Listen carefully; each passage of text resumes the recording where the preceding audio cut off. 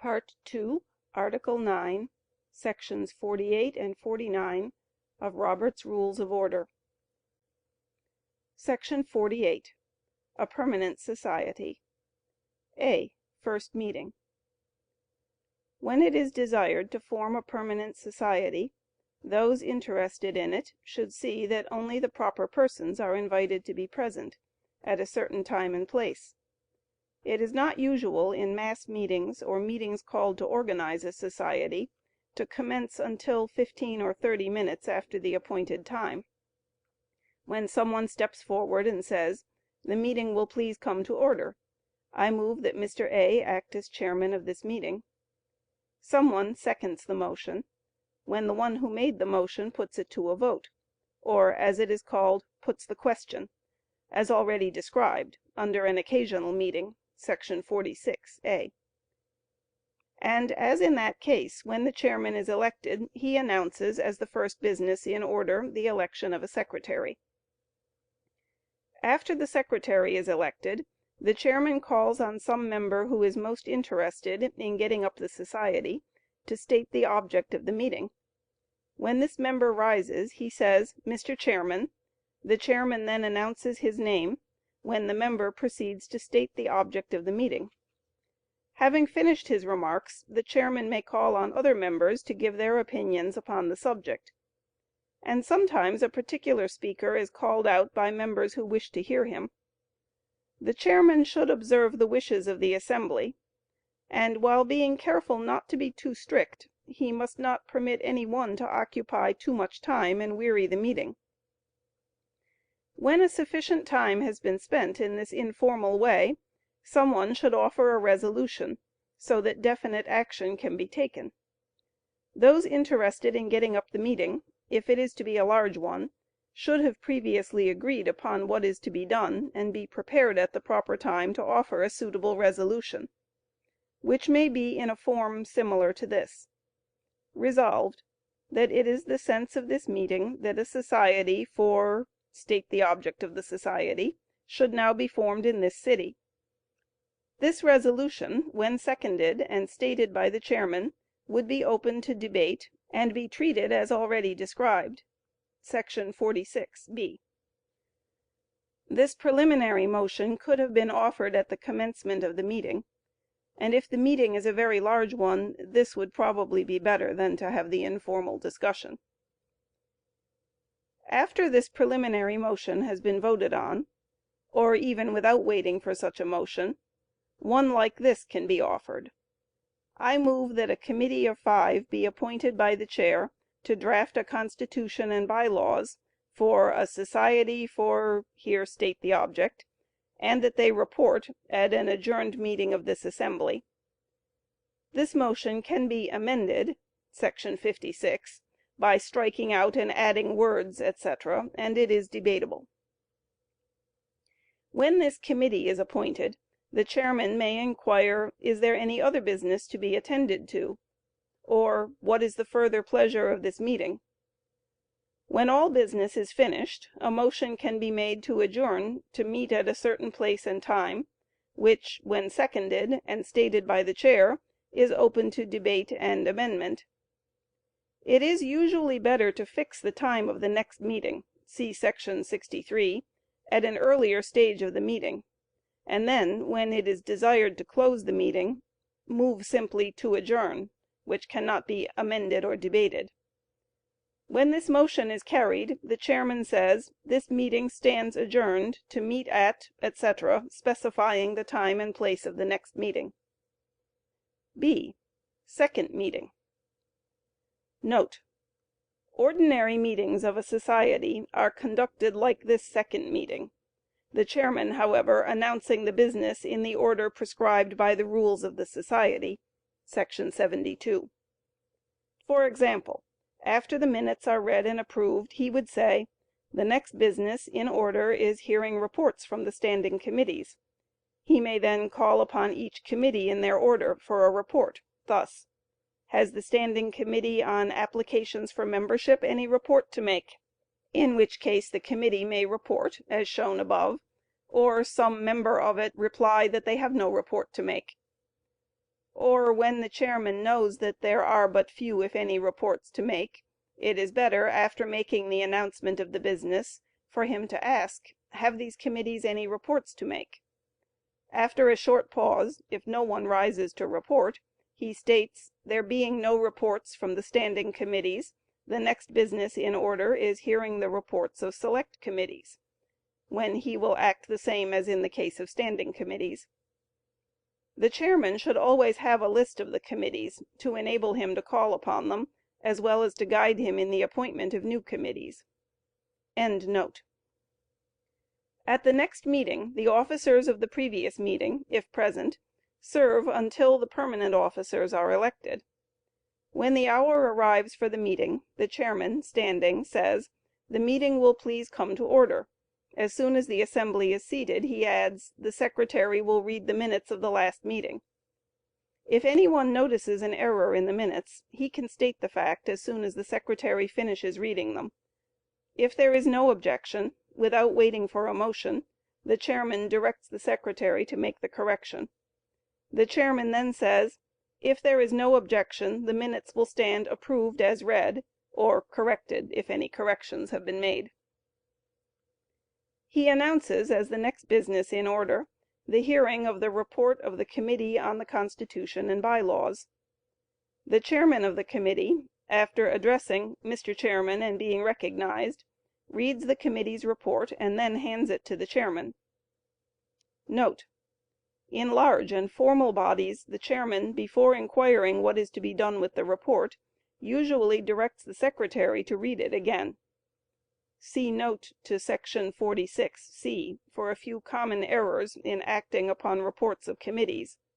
See also note to § 46 (b). If no motion is made, the chairman says, "You have heard the report read. What order shall be taken upon it?" Or simply inquires, "What shall be done with the report?" Some one moves its adoption, or still better, moves the adoption of the Constitution reported by the committee, and when seconded, the chairman says, "The question is on the adoption of the Constitution reported by the committee." He then reads the first article of the Constitution, and asks, "Are there any amendments proposed to this article?"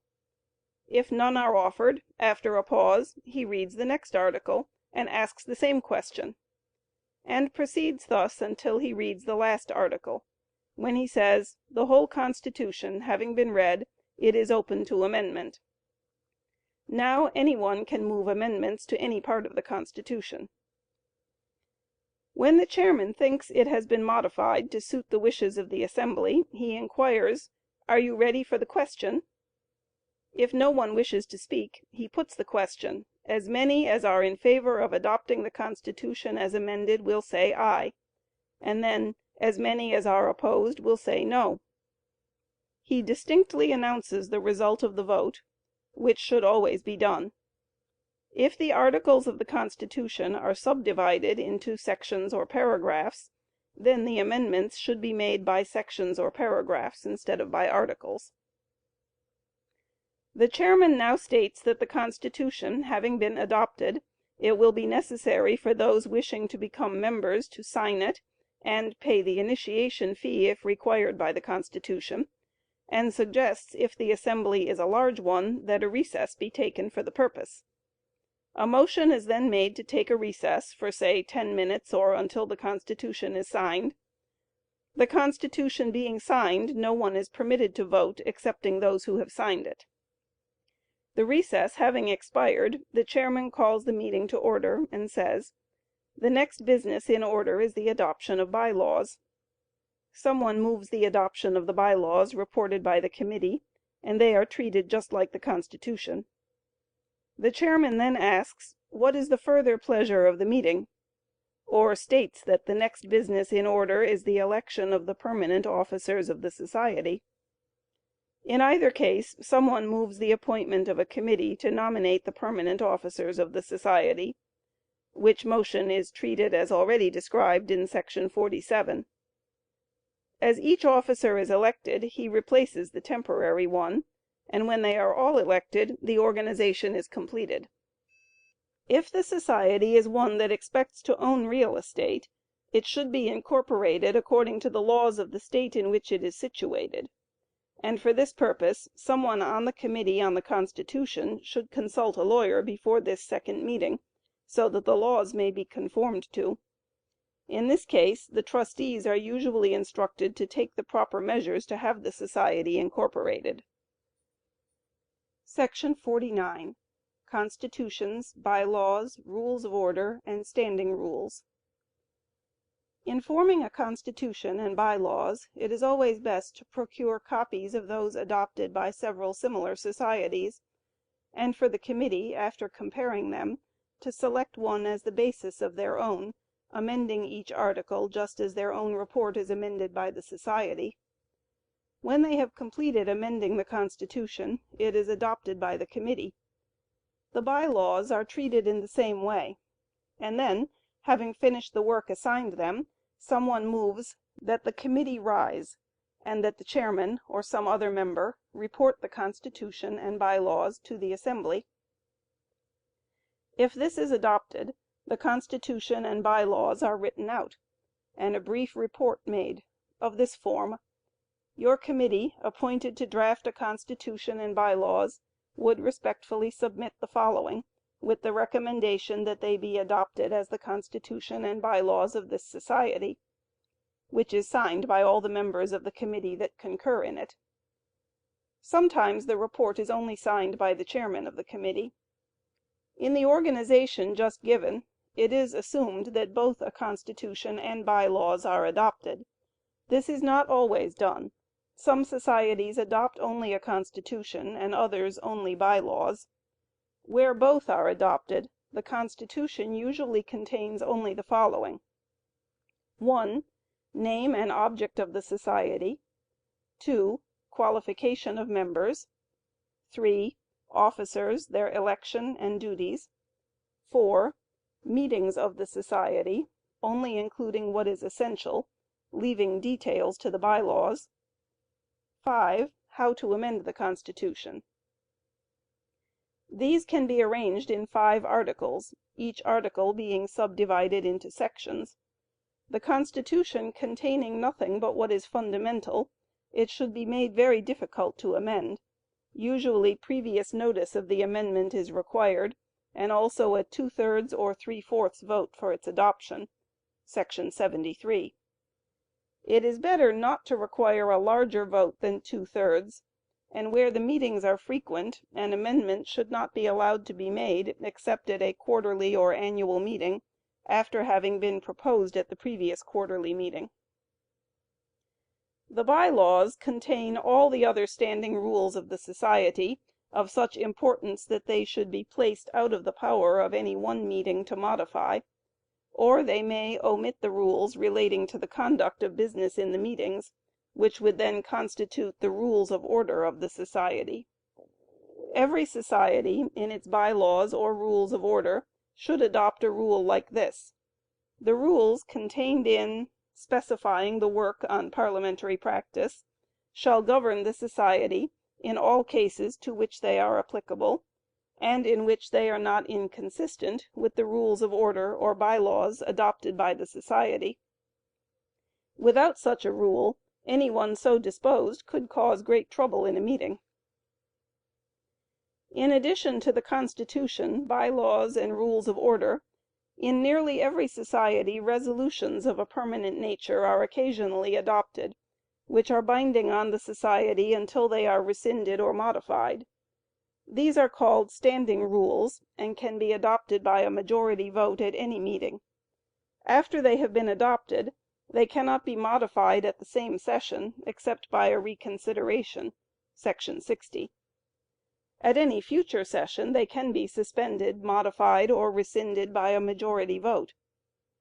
The standing rules, then, comprise those rules of a society which have been adopted like ordinary resolutions, without the previous notice, etc., required for by-laws, and consequently future sessions of the society are at liberty to terminate them whenever they please. No standing rule or other resolution can be adopted which conflicts with the Constitution, by-laws, or rules of order. Note: In practice these various classes of rules are frequently very much mixed. The standing rules of some societies are really by laws, as the society cannot suspend them, nor can they be amended until previous notice is given. This produces confusion without any corresponding benefit. Standing rules should contain only such rules as are subject to the will of the majority of any meeting, and which it may be expedient to change at any time, without the delay incident to giving previous notice. Rules of order should contain only the rules relating to the orderly transaction of the business in the meetings of the society.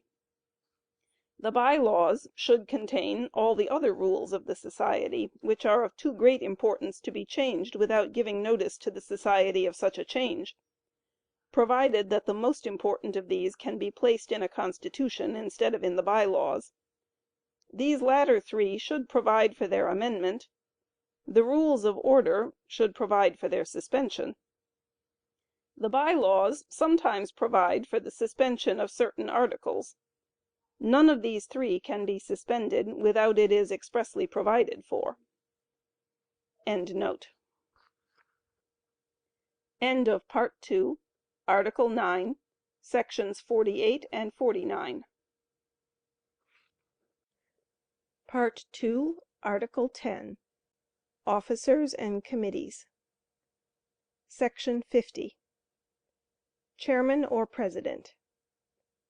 It is the duty of the chairman to call the meeting to order at the appointed time, to preside at all the meetings, to announce the business before the assembly in its proper order, to state and put all questions properly brought before the assembly, to preserve order and decorum, and to decide all questions of order subject to an appeal. When he puts a question to vote, and when speaking upon an appeal, he should stand. Note: In meetings of boards of managers, committees, and other small bodies, the chairman usually retains his seat, and even members in speaking do not rise. End note. In all other cases he can sit. In all cases where his vote would affect the result, or where the vote is by ballot, he can vote. When a member rises to speak, he should say, "Mr. Chairman," and the chairman should reply, "Mr. A." He should not interrupt a speaker as long as he is in order, but should listen to his speech, which should be addressed to him and not to the assembly. The chairman should be careful to abstain from the appearance of partisanship, but he has the right to call another member to the chair while he addresses the assembly on a question. When speaking to a question of order, he does not leave the chair. Section 51. The clerk, secretary, or recording secretary, as he is variously called, should keep a record of the proceedings, the character of which depends upon the kind of meeting. In an occasional or mass meeting, the record usually amounts to nothing, but he should always record every resolution or motion that is adopted. In a convention it is often desirable to keep a full record for publication, and where it lasts for several days, it is usual and generally best to appoint one or more assistant clerks. Frequently it is a tax on the judgment of the clerk to decide what to enter on the record, or the minutes, as it is usually called. Sometimes the points of each speech should be entered, and at other times only the remark that the question was discussed by Messrs. A, B, and C in the affirmative, and Messrs. D, E, and F in the negative. Every resolution that is adopted should be entered, which can be done in this form: "On motion of Mr. D, it was resolved that," etc. Sometimes a convention does its work by having certain topics previously assigned to certain speakers, who deliver formal addresses or essays, the subjects of which are afterwards open for discussion in short speeches of 5 minutes, for instance. In such cases the minutes are very brief, without they are to be published, when they should contain either the entire addresses or carefully prepared abstracts of them, and should show the drift of the discussion that followed each one. In permanent societies where the minutes are not published, They consist of a record of what was done, and not what was said, and should be kept in a book. The form of the minutes can be as follows: At a regular meeting of the M.L. Society, held in their hall on Tuesday evening, March 16th, 1875, Mr. A. in the chair, and Mr. B. acting as secretary, the minutes of the previous meeting were read and approved. The Committee on Applications reported the names of Messrs. C. and D. as applicants for membership, and on motion of Mr. F. they were admitted as members. The Committee on reported a series of resolutions, which were thoroughly discussed and amended, and finally adopted as follows: Resolved that on motion of Mr. L. the Society adjourned. L.B. Secretary. If the proceedings are to be published, the Secretary should always examine the published proceedings of similar meetings, so as to conform to the custom, excepting where it is manifestly improper. The Constitution, by laws, rules of order, and standing rules should all be written in one book, leaving every other page blank, and whenever an amendment is made to any of them, it should be immediately entered on the page opposite to the article amended, with a reference to the date and page of the minutes where is recorded the action of the society. The Secretary has the custody of all papers belonging to the society, not specifically under the charge of any other officer. Sometimes his duties are also of a financial kind, when he should make such reports as are prescribed in the next section. Section 52. Treasurer. The duties of this officer vary in different societies. In probably the majority of cases he acts as a banker, merely holding the funds deposited with him and paying them out on the order of the society signed by the secretary.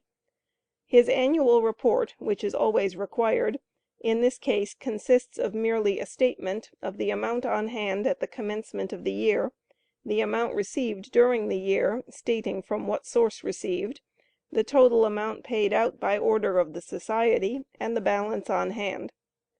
When this report is presented, it is referred to an auditing committee, consisting of 1 or 2 persons who examine the treasurer's books and vouchers, and certify on his report that they have examined his accounts and vouchers and find them correct, and the balance on hand is, etc., stating the amount on hand.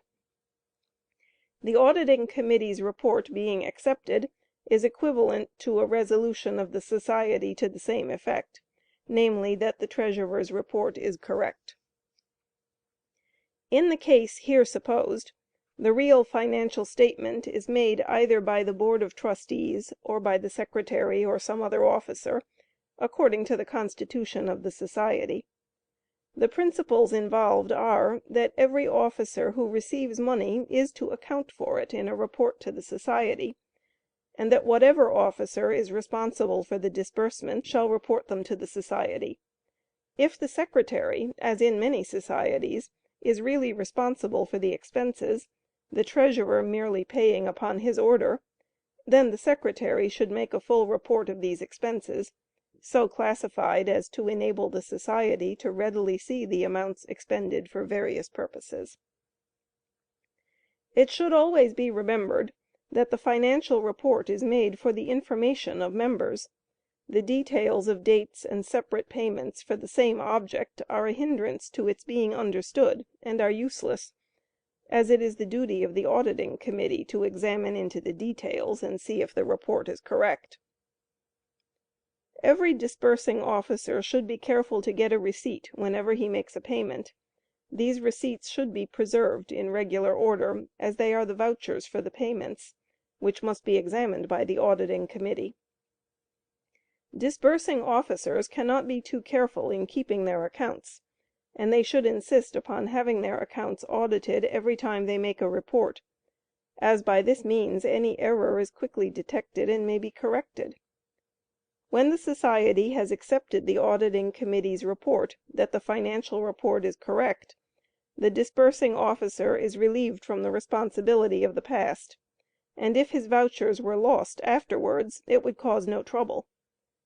The best form for these financial reports depends upon the kind of society, and is best determined by examining those made in similar societies. The following form can be varied to suit most cases. When the statement of receipts and expenses is very long, it is often desirable to specify the amounts received from one or two particular sources, which can be done immediately after stating the total receipts. The same course can be taken in regard to the expenditures. Treasurer's Report. The undersigned, Treasurer of the M.L. Society, begs leave to submit the following annual report. The balance on hand at the commencement of the year was dollars and cents. There was received from all sources during the year dollars and cents. During the same time the expenses amounted to dollars and cents, leaving a balance on hand of dollars and cents. The annexed statement of receipts and expenditures will show in detail the sources from which these receipts were obtained, and the objects to which the expenditures have been applied. All of which is respectfully submitted, S.M., Treasurer of M.L.S. The statement of receipts and expenditures can be made by simply giving a list of receipts followed by a list of expenses, and finishing up with the balance on hand. The auditing committee's certificate to the correctness of the account should be written on the statement. Often the statement is made out in the form of an account, as follows: The M.L.S. in account with S.M., Treasurer. Debits, 1874. December 31st. To rent of hall, $500. Gas, $80. Stationery, $26.50. Janitor, $360. Balance on hand, $24.63. Total, $991.13. Credits, 1874. January 1st, by balance on hand from last year's account, $21.13. December 31st, by initiation fees, $95. By members' dues, $875. Total, $991.13. We do hereby certify that we have examined the accounts and vouchers of the treasurer and find them correct, and that the balance in his hands is $24.63. R.V.J.L. Audit Committee. Section 53. Committees. In small assemblies, especially in those where but little business is done, there is not much need of committees. But in large assemblies, or in those doing a great deal of business, committees are of the utmost importance. When a committee is properly selected, in 9 cases out of 10 its action decides that of the assembly. A committee for action should be small, and consist only of those heartily in favor of the proposed action. A committee for deliberation or investigation, on the contrary, should be larger, and represent all parties in the assembly, so that its opinion will carry with it as great weight as possible. The usefulness of the committee will be greatly impaired if any important faction of the assembly be unrepresented on the committee. The appointment of a committee is fully explained in section 46 (c). The first member named on a committee is their chairman, and it is his duty to call together the committee and preside at their meetings. If he is absent, or from any cause fails or declines to call a meeting, it is the duty of the committee to assemble on the call of any 2 of their members. The committee are a miniature assembly, only being able to act when a quorum is present. If a paper is referred to them, they must not deface it in any way, but write their amendments on a separate sheet. If they originate the paper, all amendments must be incorporated in it. When they originate the paper, usually one member has previously prepared a draft, which is read entirely through, and then read by paragraphs, the chairman pausing after each paragraph and asking, "Are there any amendments proposed to this paragraph?" No vote is taken on the adoption of the separate paragraphs, but after the whole paper has been read in this way, it is open to amendment generally, by striking out any paragraph or inserting new ones, or substituting an entirely new paper for it. When it has been amended to suit the committee, they should adopt it as their report, and direct the chairman or some other member to report it to the assembly. It is then written out, usually commencing in a style similar to this: "The committee to which was referred," state the matter referred, "beg leave to submit the following report," or "Your committee appointed to," specify the object, "would respectfully report," etc. It usually closes thus: "All of which is respectfully submitted," followed by the signatures of all the members concurring in the report, or sometimes by only that of the chairman. If the minority submit a report, it commences thus: "The undersigned, a minority of the committee appointed," etc., continuing as the regular report of the committee. After the committee's report has been read, it is usual to allow the minority to present their report, but it cannot be acted upon except by a motion to substitute it for the report of the committee. When the committee's report is read, they are discharged without any motion. A motion to refer the paper back to the same committee, or to recommit, if adopted, revives the committee. End of Part 2, Article 10. Article 11. Introduction of Business. Section 54.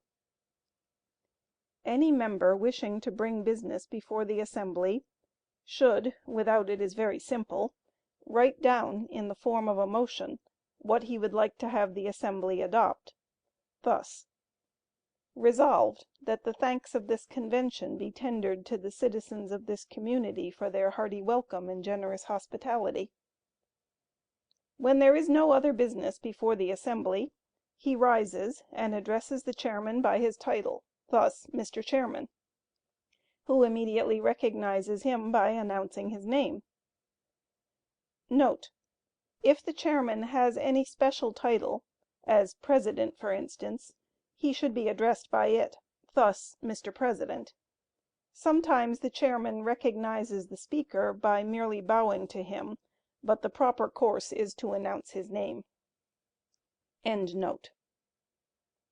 He then having the floor, says that he moves the adoption of the following resolution, which he reads and hands to the chairman.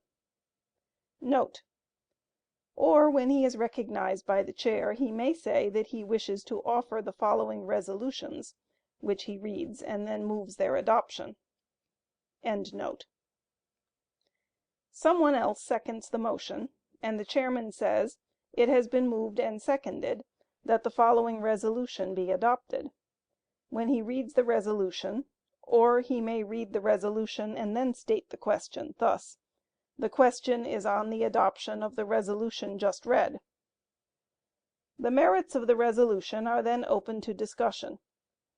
But before any member can discuss the question or make any motion, he must first obtain the floor, as just described. After the chairman states the question, if no one rises to speak, or when he thinks the debate closed, he asks, "Are you ready for the question?" If no one then rises, he puts the question in a form similar to the following: "The question is on the adoption of the resolution which you have heard. As many as are in favor of its adoption will say aye." When the ayes have voted, he says, "As many as are of a contrary opinion will say no." There are many other ways of putting a question. See § 67, and Rules of Order, § 38. Other illustrations of the ordinary practice in introducing business will be seen in §§ 46 through 48. He then announces the result, stating that the motion is carried or lost, as the case may be, in the following form: "The motion is carried, the resolution is adopted," or "The ayes have it, the resolution is adopted." A majority of the votes cast is sufficient for the adoption of any motion, excepting those mentioned in § 67. Article XII. Motions. Section 55. Motions classified according to their object. Instead of immediately adopting or rejecting a resolution as originally submitted, it may be desirable to dispose of it in some other way, and for this purpose various motions have come into use which can be made while a resolution is being considered, and for the time being supersede it. No one can make any of these motions while another member has the floor, excepting as shown in § 64, which see for the circumstances under which each motion can be made. The following list comprises most of these motions, arranged in 8 classes, according to the object for which each motion is used. The names of the motions are printed in italics. Each class is treated separately, as shown by the references. Motions classified. 1. To amend or modify § 56. A. Amend. B. Commit. 2. To defer action § 57. A. Postpone to a certain time. B. Lie on the table. 3. To suppress debate § 58. A. Previous question. B. An order limiting or closing debate. 4. To suppress the question § 59. A. Objection to its consideration. B. Postpone indefinitely. C. Lie on the table.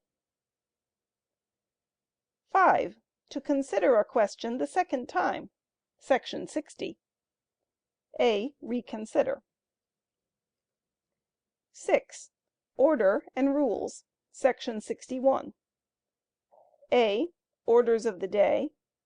B. Special orders. C. Suspension of the rules. D. Questions of order. E. Appeal. 7. Miscellaneous § 62. A. Reading of papers. B. Withdrawal of a motion. C. Questions of privilege. 8. To close a meeting § 63. A. Fix the time to which to adjourn. B. Adjourn. § 56. To amend or modify. A. Amend. If it is desired to modify the question in any way, the proper motion to make is to amend, either by adding words or by striking out words, or by striking out certain words and inserting others, or by substituting a different motion on the same subject for the one before the assembly, or by dividing the question into 2 or more questions, as the mover specifies, so as to get a separate vote on any particular point or points. Sometimes the enemies of a measure seek to amend it in such a way as to divide its friends and thus defeat it. When the amendment has been moved and seconded, the chairman should always state the question distinctly, so that everyone may know exactly what is before them, reading first the paragraph which it is proposed to amend, then the words to be struck out, if there are any, next the words to be inserted, if any, and finally the paragraph as it will stand if the amendment is adopted. He then states that the question is on the adoption of the amendment, which is open to debate, the remarks being confined to the merits of the amendment, only going into the main question so far as is necessary in order to ascertain the propriety of adopting the amendment. This amendment can be amended, but an amendment of an amendment cannot be amended. None of the undebatable motions mentioned in § 66, except to fix the time to which to adjourn, can be amended, nor can the motion to postpone indefinitely. (b) Commit. If the original question is not well digested, or needs more amendment than can well be made in the assembly, it is usual to move to refer it to a committee. This motion can be made while an amendment is pending, and it opens the whole merits of the question to debate. This motion can be amended by specifying the number of the committee, or how they shall be appointed, or when they shall report, or by giving them any other instructions. See § 53 on committees, and § 46(c) on their appointment. § 57. To defer action. (a) Postpone to a certain time. If it is desired to defer action upon a question till a particular time, the proper motion to make is to postpone it to that time. This motion allows of but limited debate, which must be confined to the propriety of the postponement to that time. It can be amended by altering the time, and this amendment allows of the same debate. The time specified must not be beyond that session [§ 70] of the assembly, except it be the next session, in which case it comes up with the unfinished business at the next session. This motion can be made when a motion to amend, or to commit, or to postpone indefinitely is pending. (b) Lie on the table. Instead of postponing a question to a particular time, it may be desired to lay it aside temporarily until some other question is disposed of, retaining the privilege of resuming its consideration at any time. Note. In Congress this motion is commonly used to defeat a measure, though it does not prevent a majority from taking it at any other time. Some societies prohibit a question from being taken from the table except by a 2/3 vote. This rule deprives the society of the advantages of the motion to lie on the table, because it would not be safe to lay a question aside temporarily if 1/3 of the assembly were opposed to the measure, as that 1/3 could prevent its ever being taken from the table. A bare majority should not have the power in ordinary societies to adopt or reject a question, or prevent its consideration without debate. See note at end of § 35, Rules of Order, on the principles involved in making questions undebatable. The only way to accomplish this is to move that the question lie on the table. This motion allowing of neither debate nor amendment, the chairman immediately puts the question.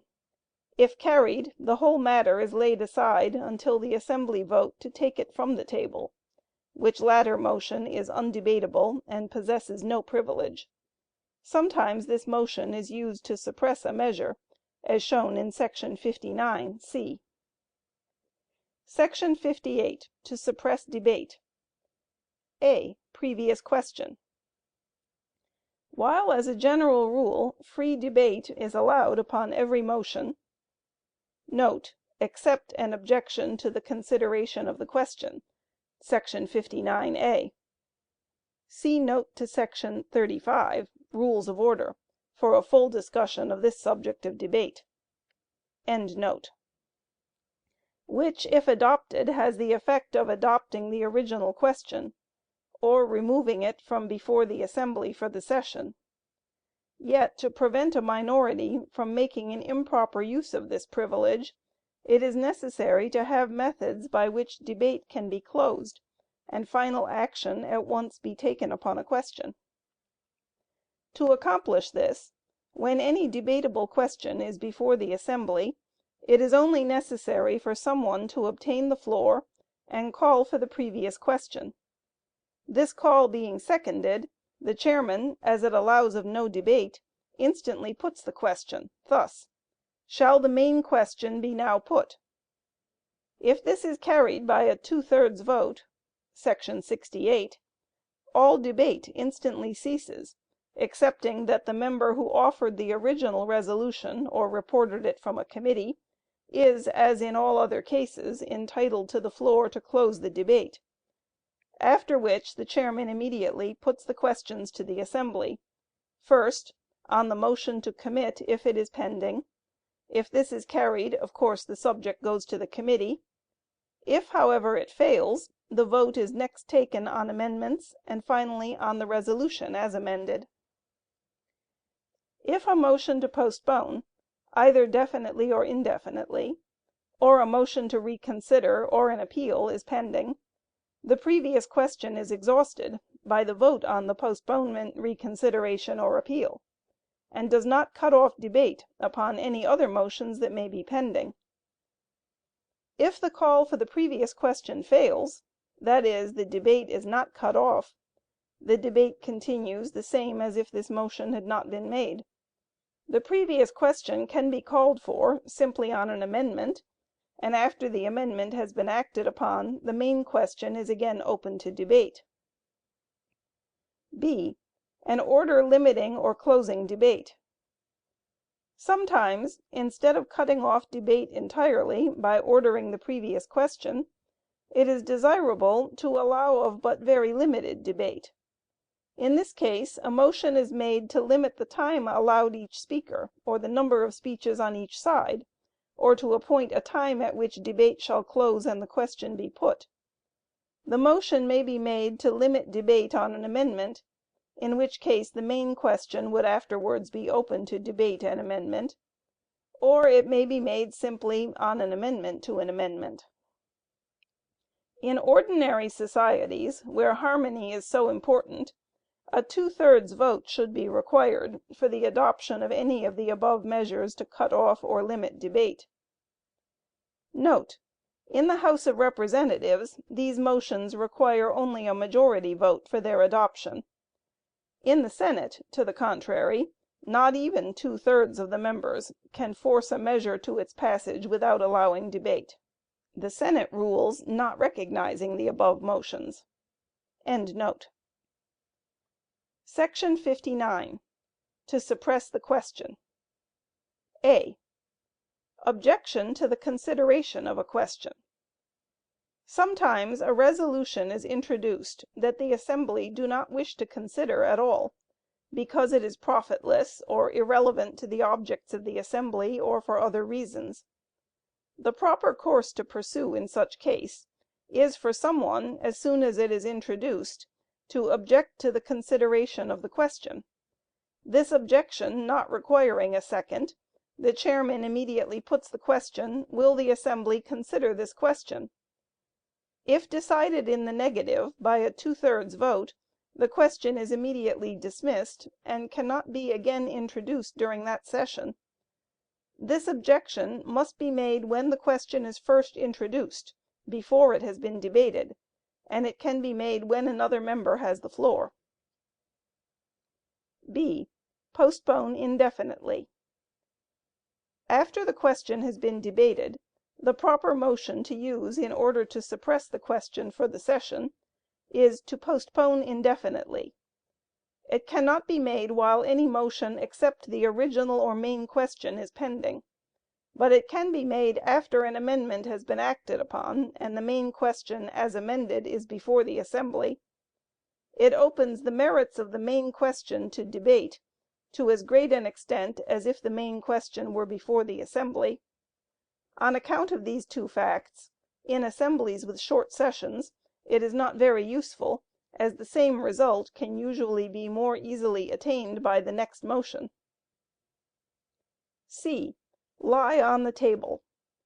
If there is no possibility during the remainder of the session of obtaining a majority vote for taking up the question, then the quickest way of suppressing it is to move that the question lie on the table, which, allowing of no debate, enables the majority to instantly lay the question on the table from which it cannot be taken without their consent. From its high rank [§ 64] and undebatable character, this motion is very commonly used to suppress a question, but, as shown in § 57 (b), Its effect is merely to lay the question aside till the assembly choose to consider it, and it only suppresses the question so long as there is a majority opposed to its consideration. End of Part 2, Articles 11 and 12, sections 54 to 59. Part 2, Article 12, sections 60 to 64.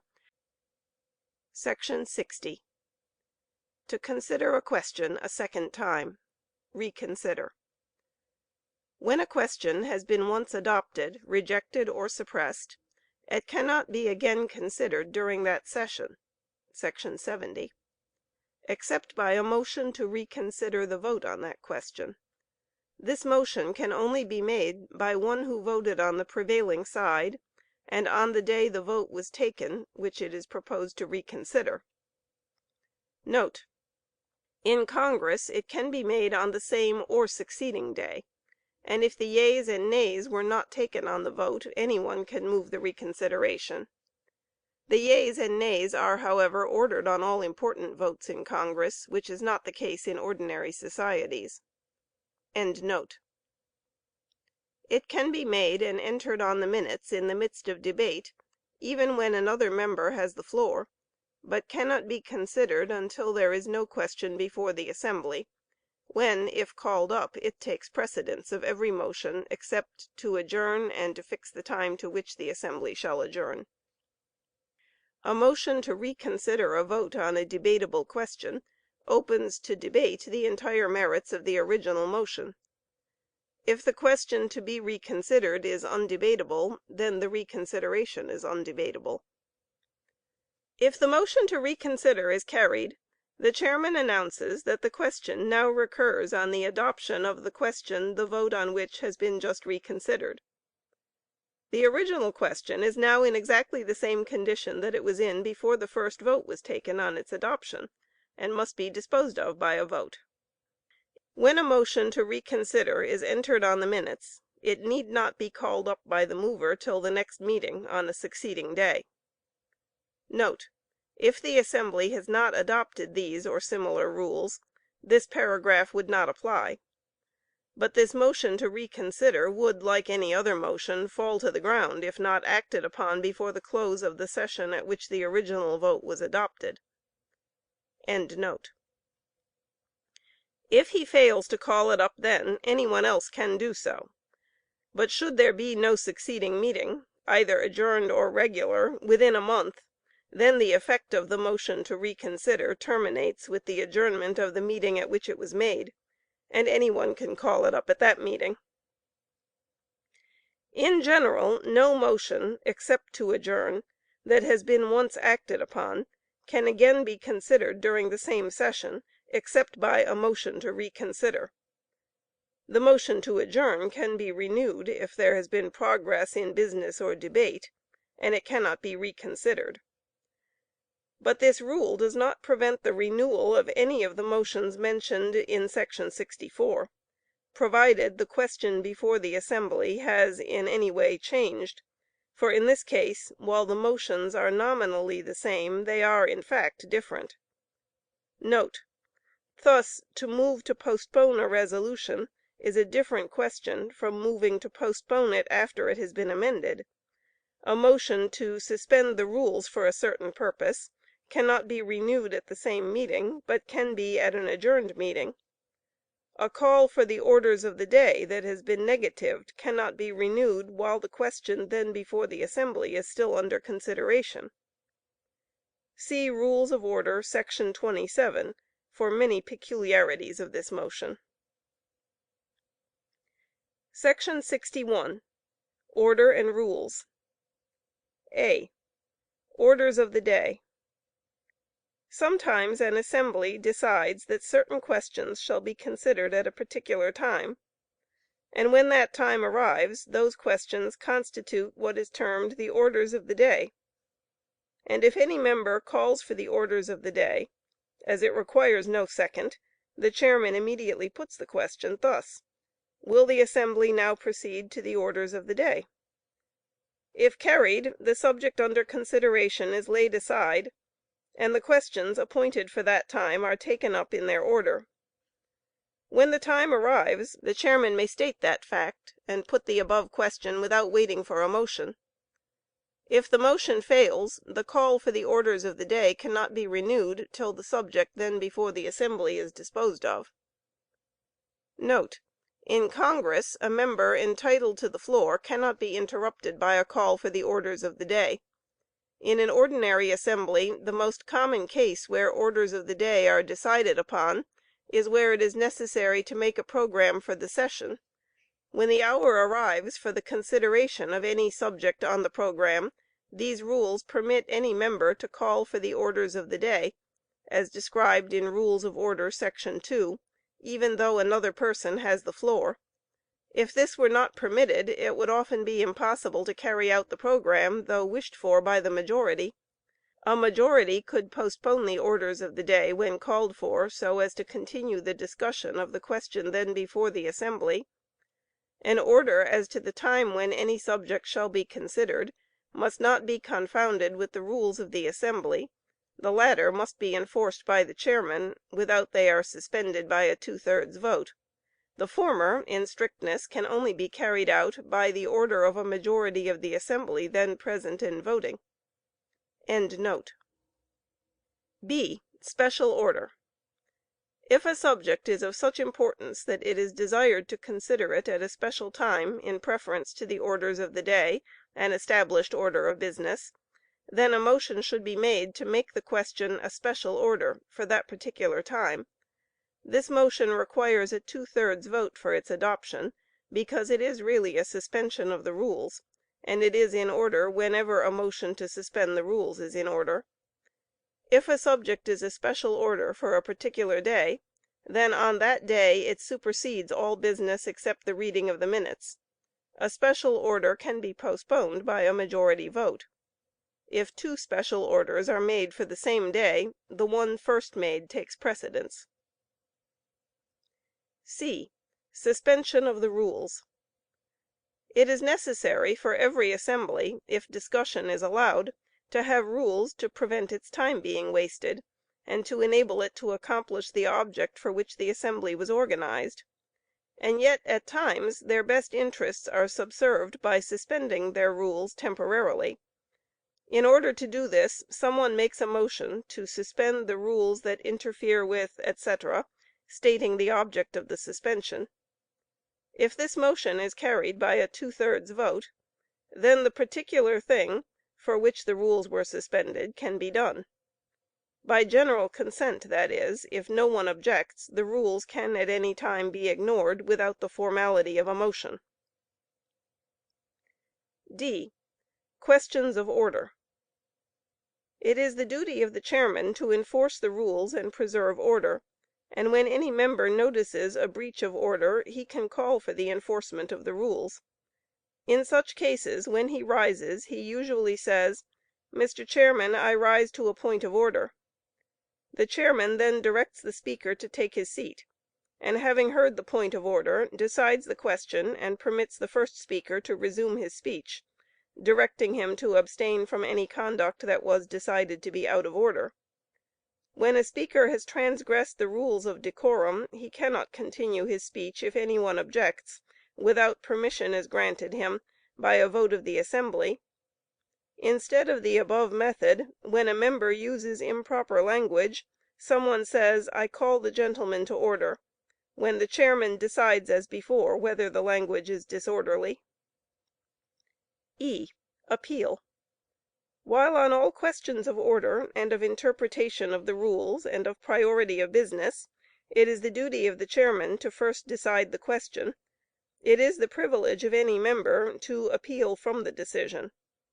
If the appeal is seconded, the chairman states his decision, and that it has been appealed from, and then states the question thus: "Shall the decision of the chair stand as the judgment of the assembly, or society, convention, etc.?" The chairman can then, without leaving the chair, state the reasons for his decision, after which it is open to debate, no member speaking but once, excepting in the following cases when it is undebatable: 1. when it relates to transgressions of the rules of speaking, or to some indecorum, or to the priority of business; and 2. When the previous question was pending at the time the question of order was raised. After the vote is taken, the chairman states that the decision of the chair is sustained or reversed, as the case may be. Section 62. Miscellaneous. A. Reading of papers, and B. Withdrawal of a motion. If a speaker wishes to read a paper, or a member to withdraw his motion after it has been stated by the chair, it is necessary, if any one objects, to make a motion to grant the permission. C. Questions of Privilege. Should any disturbance occur during the meeting, or anything affecting the rights of the assembly or any of the members, any member may rise to a question of privilege and state the matter, which the chairman decides to be or not to be a matter of privilege. From the chairman's decision, of course, an appeal can be taken. If the question is one of privilege, it supersedes for the time being the business before the assembly. Its consideration can be postponed to another time, or the previous question can be ordered on it so as to stop debate, or it can be laid on the table, or referred to a committee to examine and report upon it. As soon as the question of privilege is in some way disposed of, the debate which was interrupted is resumed. Section 63. To close the meeting. A. Fix the time at which to adjourn. If it is desired to have an adjourned meeting of the assembly, it is best some time before its close to move that when this assembly adjourns, it adjourns to meet at such a time, specifying the time. This motion can be amended by altering the time, but if made when another question is before the assembly, neither the motion nor the amendment can be debated. If made when no other business is before the assembly, it stands as any other main question and can be debated.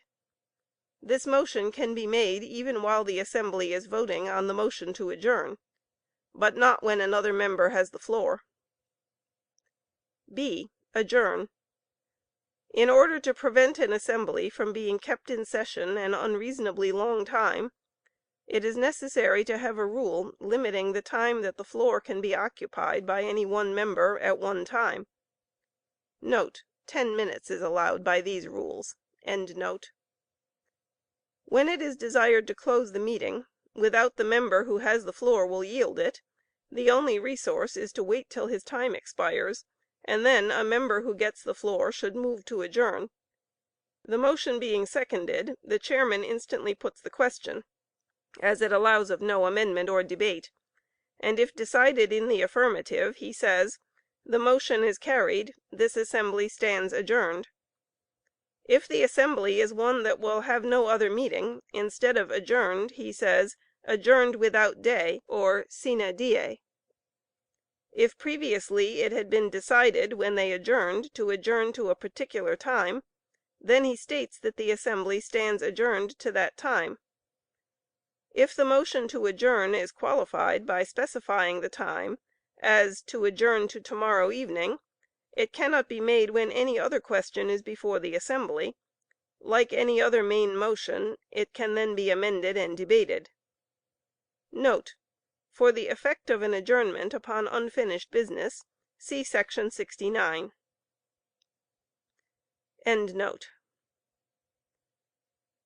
Section 64. Order of precedence of motions. The ordinary motions rank as follows, and any of them, except to amend, can be made while one of a lower order is pending, but none can supersede one of a higher order: To fix the time to which to adjourn; to adjourn when unqualified; for the orders of the day; to lie on the table; for the previous question; to postpone to a certain time; to commit; to amend; to postpone indefinitely. The motion to reconsider can be made when any other question is before the assembly, but cannot be acted upon until the business then before the assembly is disposed of. when, if called up, it takes precedence of all other motions except to adjourn and to fix the time to which to adjourn. Questions incidental to those before the assembly take precedence of them, and must be acted upon first. A question of order, a call for the orders of the day, or an objection to the consideration of a question, can be made while another member has the floor. So too can a motion to reconsider, but it can only be entered on the minutes at that time, as it cannot supersede the question then before the assembly. End of Part II, Article 12, Sections 60 to 64. Article 13. Debate. Section 65. Rules of speaking in debate. All remarks must be addressed to the chairman, and must be confined to the question before the assembly, avoiding all personalities and reflections upon anyone's motives. It is usual for permanent assemblies to adopt rules limiting the number of times any member can speak to the same question, and the time allowed for each speech. Note: In Congress the House of Representatives allows from each member only one speech of 1 hour's length. The Senate allows 2 speeches without limit as to length. End note. As otherwise one member, while he could speak only once to the same question, might defeat a measure by prolonging his speech and declining to yield the floor, except for a motion to adjourn. In ordinary assemblies 2 speeches should be allowed each member, except upon an appeal, and these rules also limit the time for each speech to 10 minutes. A majority can permit a member to speak oftener or longer whenever it is desired, and the motion granting such permission cannot be debated. However, if greater freedom is wanted, it is only necessary to consider the question informally, or, if the assembly is large, go into committee of the whole. See Rules of Order, sections 32, 33. If, on the other hand, it is desired to limit the debate more, or close it altogether, it can be done by a 2/3 vote, as shown in section 58b. Section 66. Undebatable questions, and those opening the main question to debate. A full list of these will be found in section 35, to which the reader is referred. To the undebatable motions in that list should be added the motion to close or limit debate. Article 14. Miscellaneous. Section 67. Forms of stating and putting questions. Whenever a motion has been made and seconded, it is the duty of the chairman, if the motion is in order, to state the question so that the assembly may know what question is before them. The seconding of a motion is required to prevent a question being introduced when only one member is in favor of it, and consequently but little attention is paid to it in mere routine motions, or when it is evident that many are in favor of the motion. In such cases the chairman assumes that the motion is seconded. Often in routine work the chairman puts the question without waiting for even a motion, as few persons like to make such formal motions, and much time would be wasted by waiting for them, but the chairman can only do this as long as no one objects. The following motions, however, do not have to be seconded: A call for the orders of the day; B a call to order, or the raising of any question of order; and C an objection to the consideration of a question. One of the commonest forms of stating a question is to say that "it is moved and seconded that," and then give the motion. When an amendment has been voted on, the chairman announces the result, and then says, "The question now recurs on the resolution," or "on the resolution as amended," as the case may be. So in all cases, as soon as a vote is taken, he should immediately state the question then before the assembly, if there be any. If the motion is debatable, or can be amended, the chairman, usually after stating the question, and always before putting it, inquires, "Are you ready for the question?" Some of the common forms of stating and putting questions are shown in sections 46 through 48. The forms of putting the following questions are, however, peculiar. If a motion is made to strike out certain words, the question is put in this form: "Shall these words stand as part of the resolution?" so that on a tie vote they are struck out. If the previous question is demanded, it is put thus: "Shall the main question be now put?"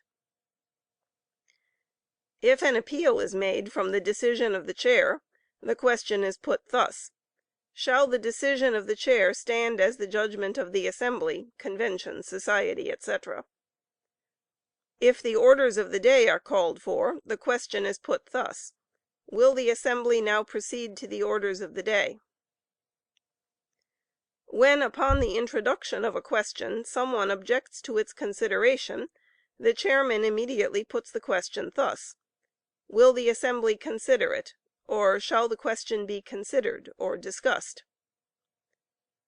If the vote has been ordered to be taken by yeas and nays, the question is put in a form similar to the following: "As many as are in favor of the adoption of these resolutions will, when their names are called, answer yes or aye; those opposed will answer no." Section 68. Motions requiring a two thirds vote.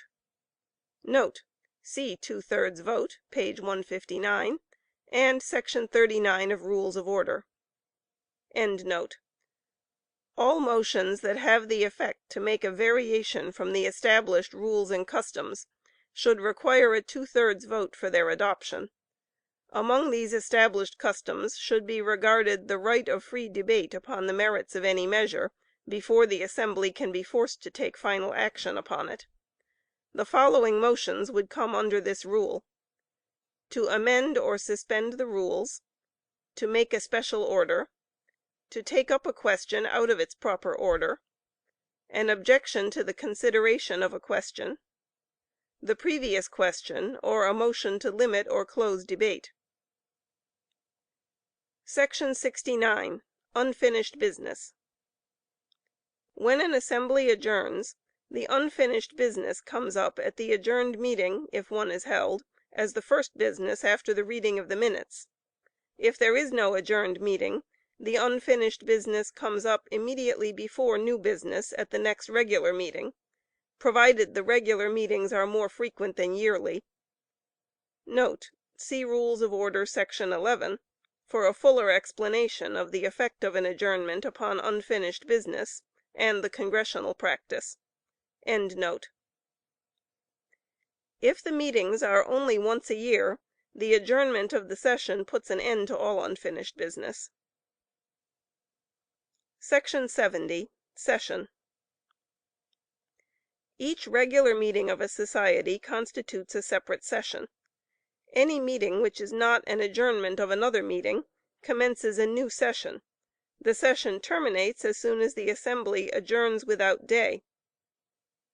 In ordinary practice, a meeting is closed by moving simply "to adjourn." The society meet again at the time provided either by the rules or by a resolution of the society. If they do not meet till the time for the next regular meeting, as provided in the By Laws, then the adjournment closed the session, and was in effect an adjournment without day. If, however, they had previously fixed the time for the next meeting, either by a direct vote, or by adopting a program of exercises covering several meetings or even days, in either case the adjournment is in effect "to a certain day," and does not close the session. When an assembly has meetings for several days consecutively, they all constitute one session. Each session of a society is independent of the other sessions, excepting as expressly provided in their constitution, By Laws, or Rules of Order, and excepting that resolutions adopted by one session are in force during succeeding sessions until rescinded by a majority vote. See note to § 49. Where a society holds more than one regular session a year, these rules limit the independence of each session as follows: A. The order of business prescribed in section 72 requires that the minutes of the previous meeting, the reports of committees previously appointed, and the unfinished business of the last session shall all take precedence of new business, and that no subject can be considered out of its proper order except by a 2/3 vote. B. It is allowable to postpone a question to the next session when it comes up with unfinished business, but it is not allowable to postpone to a day beyond the next session, and thus interfere with the right of the next session to consider the question. C. A motion to reconsider a vote can be made at one meeting, and called up at the next meeting, even though it be another session, provided the society holds its regular sessions as frequently as monthly. Note. See Rules of Order, section 42, for a full discussion of this subject. Section 71. Quorum. See section 43 for full information on this subject. Section 72. Order of business. Every society should adopt an order of business adapted to its special wants. The following is the usual order where no special rule is adopted, and when more than one regular meeting is held each year. 1. Reading of the minutes of the last meeting. 2. Reports of boards of trustees or managers and standing committees. 3.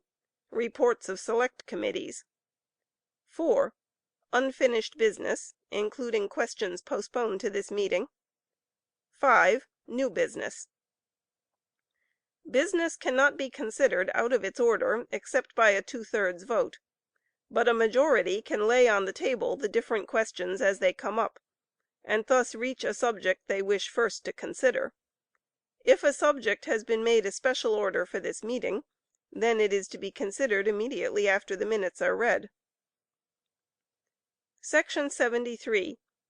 Amendments of constitutions, by-laws, and rules of order should be permitted only when adopted by a 2/3 vote at a regular meeting of the society, after having been proposed at the previous regular meeting. If the meetings are very frequent, weekly for instance, amendments should be adopted only at the quarterly meetings, after having been proposed at the previous quarterly meeting. End of Part II, Articles 13 and 14. Concluding matter of Robert's Rules of Order. Legal rights of assemblies and the trial of their members. The right of deliberative assemblies to punish their members. A deliberative assembly has the inherent right to make and enforce its own laws and punish an offender, the extreme penalty, however, being expulsion from its own body.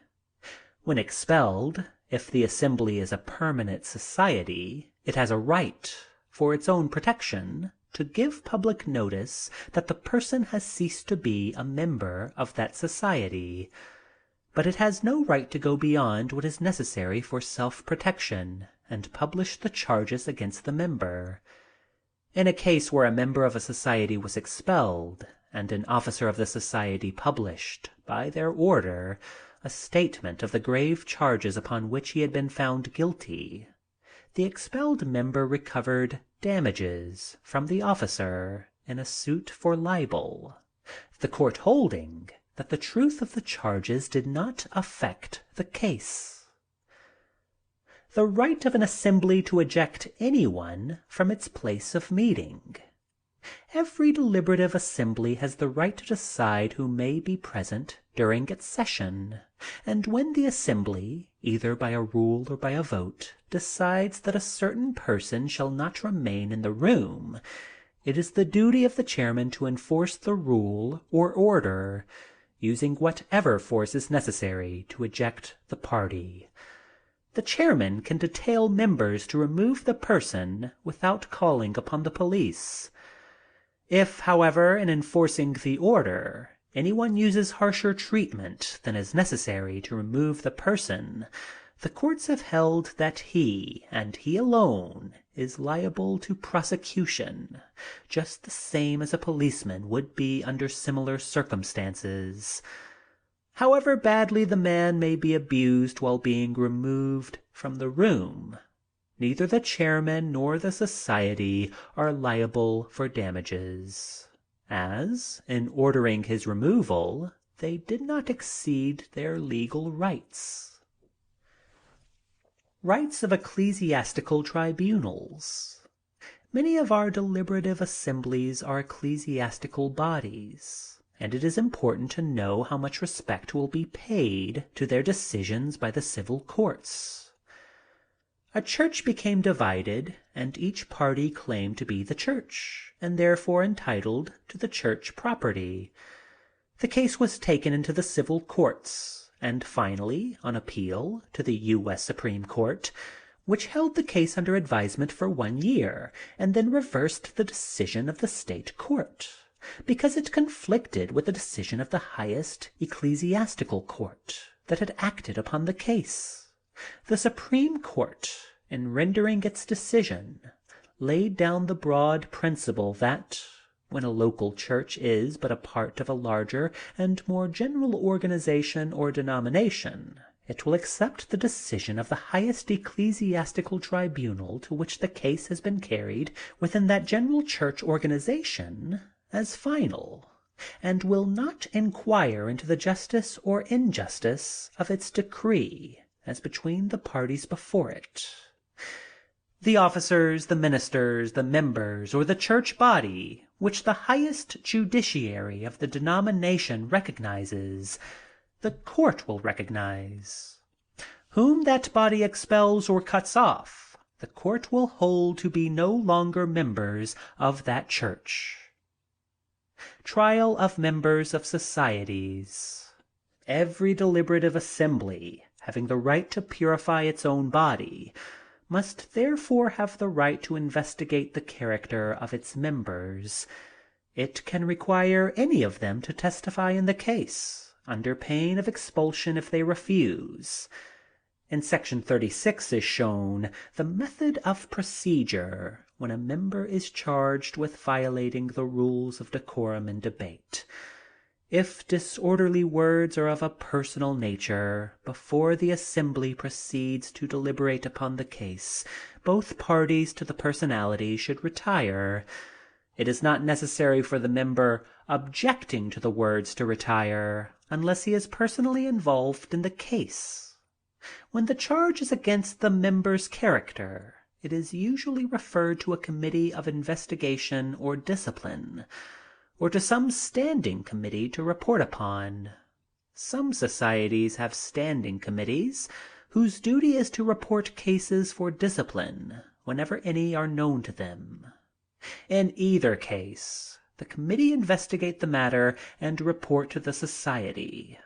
This report need not go into details, but should contain their recommendations as to what action the society should take, and should usually close with resolutions covering the case, so that there is no need for anyone to offer any additional resolutions upon it.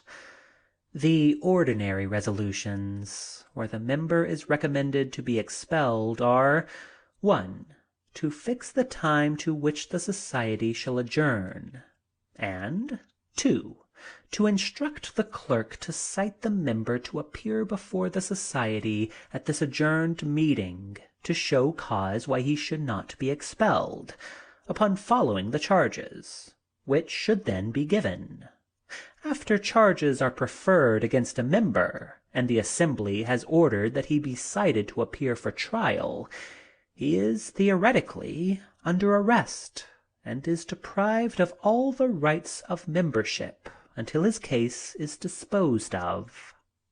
The clerk should send the accused a written notice to appear before the society at the time appointed, and should at the same time furnish him with a copy of the charges. A failure to obey the summons is generally cause enough for summary expulsion. At the appointed meeting, what may be called the trial takes place. Frequently the only evidence required against the member is the report of the committee. After it has been read and any additional evidence offered that the committee may see fit to introduce, the accused should be allowed to make an explanation and introduce witnesses if he so desires. Either party should be allowed to cross-examine the other's witnesses and introduce rebutting testimony. When the evidence is all in, the accused should retire from the room, and the society deliberate upon the case, and finally act by a vote upon the question of expulsion or other punishment proposed. In acting upon the case, it must be borne in mind that there is a vast distinction between the evidence necessary to convict in a civil court and that required to convict in an ordinary society or ecclesiastical body. A notorious pickpocket could not even be arrested, much less convicted, by a civil court, simply on the ground of being commonly known as a pickpocket, while such evidence would convict and expel him from an ordinary society. The moral conviction of the truth of the charge is all that is necessary in an ecclesiastical or other deliberative body to find the accused guilty of the charges. If the trial is liable to be long and troublesome, or of a very delicate nature, the member is frequently cited to appear before a committee instead of a society for trial. In this case, the committee report to the society the result of their trial of the case, with resolutions covering the punishment which they recommend the society to adopt. Table of Rules Relating to Motions. This table contains the answers to more than 200 questions on parliamentary law, and should always be consulted before referring to the body of the manual. Explanation of the table. A star shows that the rule heading the column in which it stands applies to the motion opposite to which it is placed. A blank shows that the rule does not apply.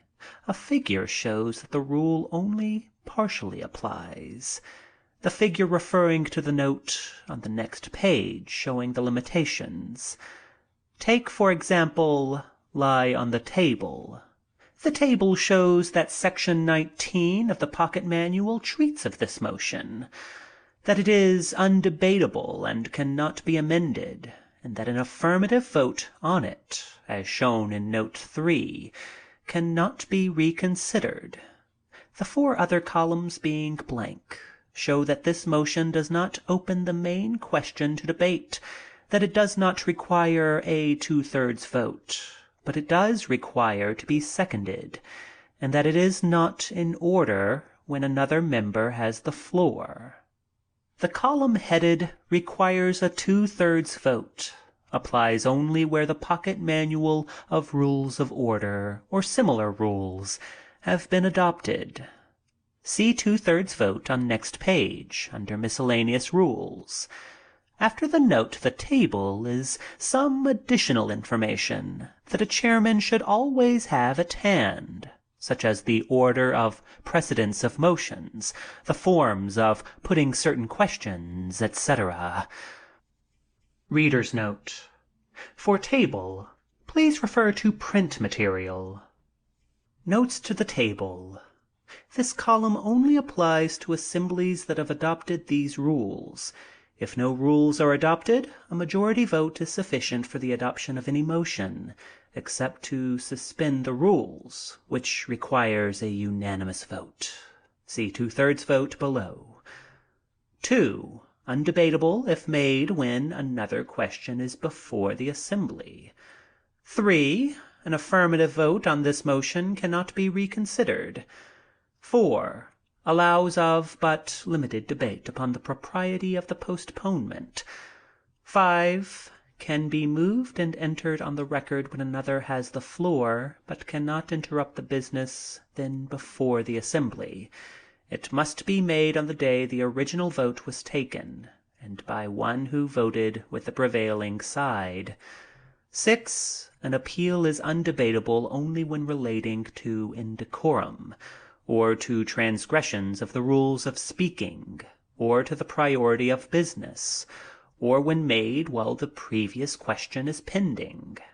When debatable, only one speech from each member is permitted. 7. The objection can only be made when the question is first introduced, before debate. Miscellaneous rules. Order of precedence of motions. The ordinary motions rank as follows, and any of them, except to amend, can be made while one of a lower order is pending. But none can supersede one of a higher order. To fix the time to which to adjourn. To adjourn when unqualified. For the orders of the day. To lie on the table. For the previous question. To postpone to a certain time. To commit. To amend. To postpone indefinitely.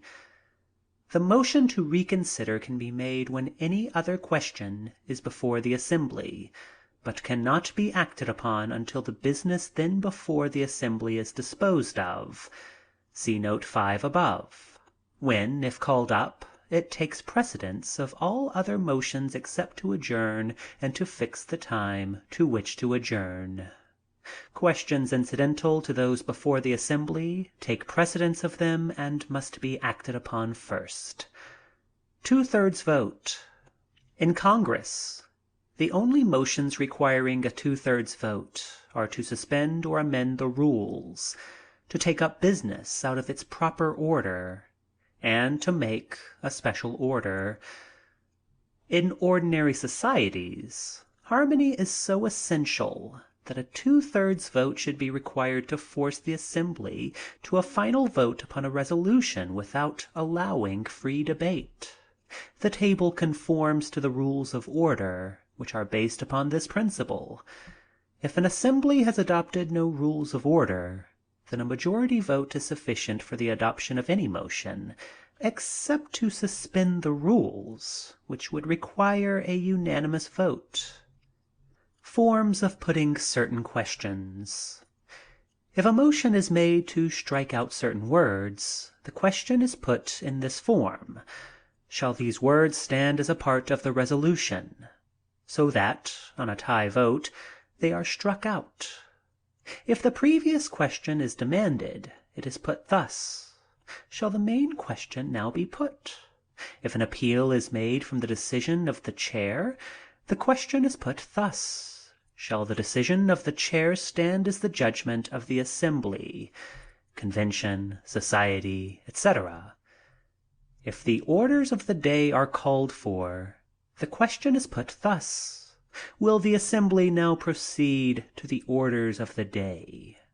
When upon the introduction of a question, someone objects to its consideration, the chairman immediately puts the question thus: will the assembly consider it, or shall the question be considered or discussed? If the vote has been ordered to be taken by yeas and nays, the question is put in a form similar to the following: as many as are in favor of the adoption of these resolutions will, when their names are called, answer yes or aye. Those opposed will answer no. Various forms of amendments. An amendment may be either 1. By adding, or 2. By striking out words or paragraphs, or 3. By striking out certain words and inserting others, or 4. By substituting a different motion on the same subject, or 5. By dividing the questions into 2 or more questions, so as to get a separate vote on any particular point or points. End of concluding matter. End of Robert's Rules of Order. Pocket Manual of Rules of Order for Deliberative Assemblies by Henry M. Robert.